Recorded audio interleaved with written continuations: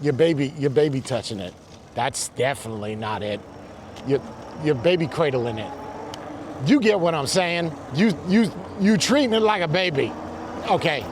All right, moving on. Hey guys, if you're looking for a fat tire e-bike that can handle almost any size rider and a variety of terrains, the Aipas M1 Pro X-Terrain ST is definitely worth a closer look. This bike features a 48-volt system with a 17.5 amp-hour battery and a strong motor that can peak up to 1,800 watts. This combination allows for speeds up to 36 miles an hour under ideal conditions, making it fast enough for both city commuting and off-road adventures. With pedal assist, it offers a claimed range of up to 85 miles, ensuring it won't leave you stranded after a short ride. The included 2-amp charger will fill that battery from empty to full in about 8 to 9 hours. Now the fit is where the Aipas shines. It's for riders between 5'7" and 6'5". And with a step-through frame, it's easier to mount and dismount than a traditional high bar design. The bike itself is solidly built, weighing in at about 88 pounds with a load capacity of up to 500 pounds. Whether you're on pavement, sand, snow, or gravel, it's designed to take you places. So to sum it up, you get a big battery with a solid range, a strong motor that pushes impressive top speeds, and a frame designed for taller and bigger riders who need both comfort and stability. With its heavy-duty build, the Aipas M1 Pro X-Terrain ST really stands out as a versatile all-terrain option. What we're going to be looking at today is the Aipas M1 Pro, and we're going to be testing out some of the comfortability, braking, speed, power, because this bike is $949, which is ridiculously low for 40 miles per hour. So let's talk about the speeds real quick. Pedal assist 1 goes to about 10 miles per hour. Keep in mind that the lower gear you're in, the more you're going to feel that this is really assisting you, right? Like here I'm in, what is that, 3rd gear. And it's almost like I'm just kind of moving my legs. The higher you go, it's gonna feel a lot like a torque sensor, when in reality it's just a cadence. Let's pump it up to 2, see how fast we could go on that.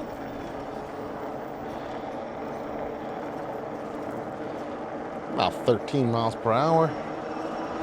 Okay, this is where it just really starts to go in overdrive mode. 16 and 3. Oh, wow, that just really kicks in. And it gets to a point where you just start ghost pedaling at about 20 miles per hour. And then 3, 5, this is where it's gonna get nuts. I can't even keep up with my feet at this point, so I'm just gonna hold that throttle down. I wanted to go off-road, so we're gonna go off-road. I don't know though, now looking at this, no problem going up the hill. That is gonna be muddy, muddy, muddy. All right, we're gonna do it anyway because we gotta get on the other side of the road. We're just gonna go nice and slow here. Get those tires a little muddy. That'll work. We just gotta work our way around this here. There we go. So now we do have fenders on this, stopping a lot of that mud and that water. We're gonna ride through the grass real quick, just try to wipe off most of that mud from all that water, the stuff I do for you guys. The braking on this, it's not branded. And honestly, I talk about this even with hydraulic brakes. I don't think that's a big deal, man. What I think is big is the stopping power, right? And we're talking about 180 millimeter discs on this. So it has the potential to stop better.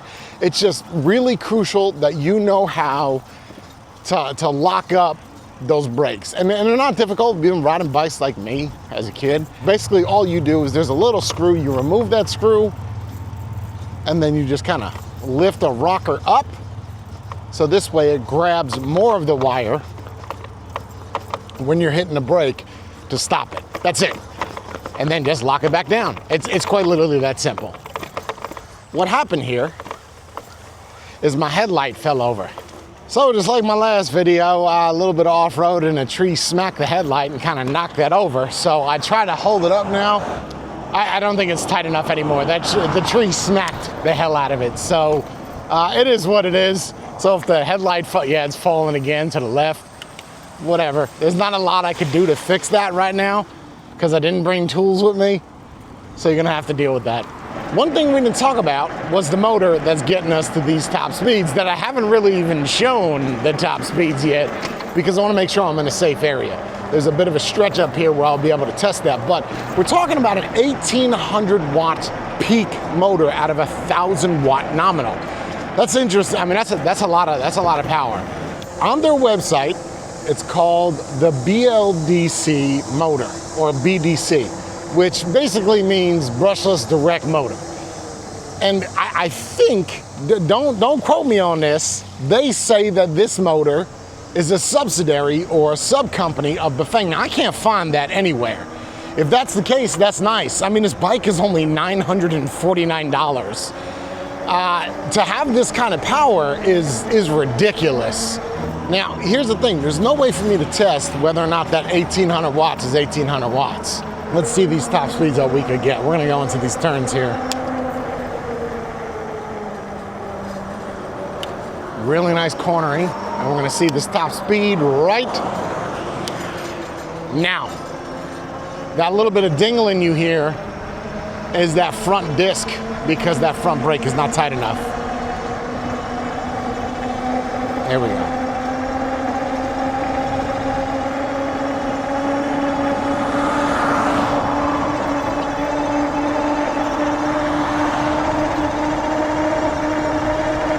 You just saw that 30 miles per hour, and that's a bit of a stretch. Can it go faster? Now, I've seen that noise you heard right there. Now, I've seen videos of someone riding this bike going 38 miles per hour. Yeah, he must be about $105 or $110, because at my weight, 250, I'm not hitting no 36 miles per hour. Now, that speed is in fact unlocked. There is no pedal assist 6. I could bring this on the highway, but I don't think that's the best idea. That rubbing you hear right there? Okay, that's the headlight again. I guess the tree that smacked it knocked it loose. And there's no way for me to fix that right now. Okay.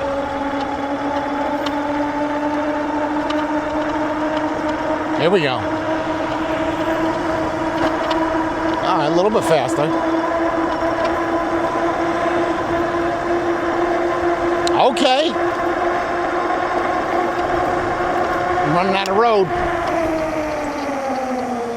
So let's talk a little bit about this Sawmill Creek, because I'm gonna ride in this and talk about it.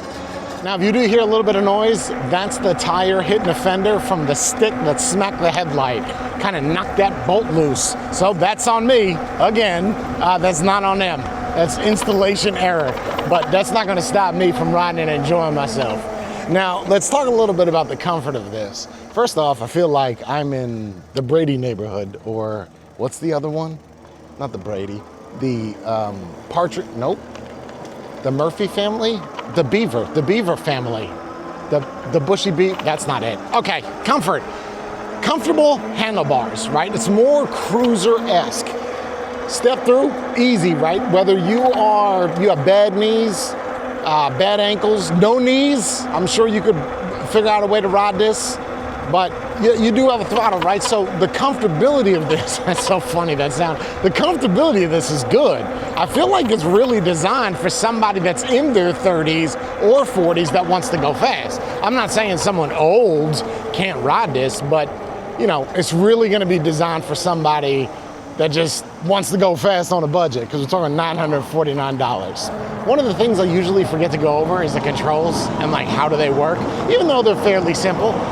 You have your typical menu option over here. The way to get into the menu to adjust the speed at max, you can kind of see the sticker down here. Let me bring that in a little bit. That was acorns. I didn't run over nails. But now there, it says go to P8 in the owner manual. But in order to do that, you press up and down here, go to P8, press the info, and then adjust that numerical value from, I think it's 25 to anything over 45, that'll give you full speed. It's that simple, right? There's really no other settings. You could adjust the brightness of the screen. I'm not gonna waste too much time going over the menu. It's a typical menu on most e-bikes. But then you have a headlight button here, which actually does not turn on the headlight.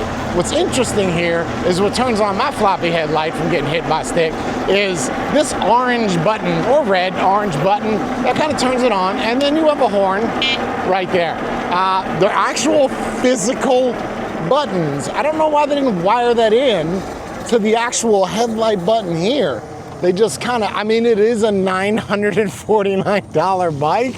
I am gonna keep talking about that just because it's $949. So you're probably wondering, what's the range? What can we do? Well, before we talk about the range, 45 to 90 miles, that's what they say you could get out of it. We got to talk about the battery. 830 watt hours, 17.5 amp hours. Now that's a decent sized battery, right? It's nothing to write home about. Again, the price point is a little low of the bike, so I wouldn't expect the 30 amp hour. Matter of fact, I don't know if I've ever seen a 30 amp hour battery on any bike, but I digress. So let's go back to the range. Can you get 45 to 90 miles on this? Honestly, I don't think so, man. I think if you're doing pedal assist one, and I talk about this in a lot, when you're getting an e-bike that goes 30 something miles per hour, are you really looking to go 45 to 90 or anything 50 plus? I don't think so. I think you want to go as fast as possible, want to get there super quick, don't care what laws you break by going 45 on a sidewalk. So can it do 45 to 90? I would tell you, I always take the highest number and I cut that by 50%. So let's just go with this stretch. They said 45 to 90. I'm gonna say 45 to 45. Like that's, and then take 10% off of that. So you could do about 40 miles on this bike if you are being nice, right? Like if you're not going full throttle, pedal assist 5, let's move, right? You're taking it, I can't figure out the word, luxurious, that's not it. Your baby touching it. That's definitely not it. Your baby cradling it. You get what I'm saying? You treating it like a baby. Okay, all right, moving on. So let's talk about that suspension real quick. This is one of those things where I'm actually gonna have something negative to say, and I get it. Companies never wanna hear this, man, but I'm gonna have to cover it. Now, our front suspension is fine. You have lockout, easy. You do have a little bit of a preload adjustment on your front suspension, and it is fairly stiff coming out of the box, so that's a good thing. The rear suspension on this is a regular shock, right? But it's a singular shock, and the way that it's attached to the frame is if something happens, there's a weak point to this, right? It's got these two little pieces of metal that stick out that connect to the shock. Now, what happens with this situation is, let's just say you hit something really hard. Now, shocks like this that are on dirt bikes, that are on motorcycles, are designed for rugged weight. On an e-bike, you're not really gonna get those kinds of rugged weights unless you have like an electric dirt bike. So the suspension is a bit overkill for this. And here's the problem with this. The suspension is good for stiff, minuscule bumps. When you hit a big bump, that shock is gonna deliver a lot of that energy to those two little points that's holding that shock on. And what do you think would happen if those two little points would break?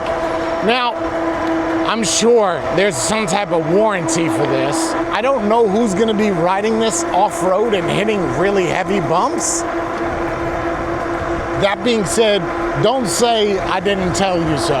I've seen this a lot of companies. Well, I've seen a lot, I said that wrong, but I've seen a lot of companies. God dog. I've seen, I do apologize, I gotta fix that. I've seen a lot of companies do this with rear suspension. They'll hook it up to something really small, and then I've only seen one. Yes, I've seen, not this bike, I've seen one actually break at the mount point, which is not a good thing. So just keep that in mind with the rear suspension. The suspension is stiff, it works good. And the bike, I cannot stress this enough. For as fast as this bike is going, at $949 as a step through, it's not one of those foldable jams. You see a lot of those. Oh, foldable jam underneath $1,000 goes, I've done a lot of reviews on them, right? Step through? I got nothing. Let's cover one more thing, because you're probably wondering, what's the max load this bike can take? Well, don't worry about it, because I can promise you, you're not there. At least I don't think so. The weight of the bike is 89 pounds. Let's just round up and say 90 pounds. The max load of this bike is 500 big ones, man. 500. That's a big boy. I believe it, I do. I don't know if you're gonna get the same speeds as I'm getting at 500 pounds, but I do know that I believe it can take it. I believe a lot of these bikes can take much more weight than what they're actually stating. All in all, it's a solid bike. The only thing that really concerns me with this is that headlight. Make sure that's tight. Or bring something with you in case if you're going off-road. If it smacks it loose, you can have an issue. But all jokes aside, the only thing that really concerns me with this is in fact that rear suspension, it being a very tight shock. If it was a little bit looser, I'd be less concerned about it. It's a solid bike for what it is, $949, and there's gonna be a discount code and a link down below to get this a little bit cheaper. If you use that link, I get a little bit of cut, puts a smile on my face, allows me, actually I'm gonna do the same amount of videos either way. So all in all, stay sunny side up.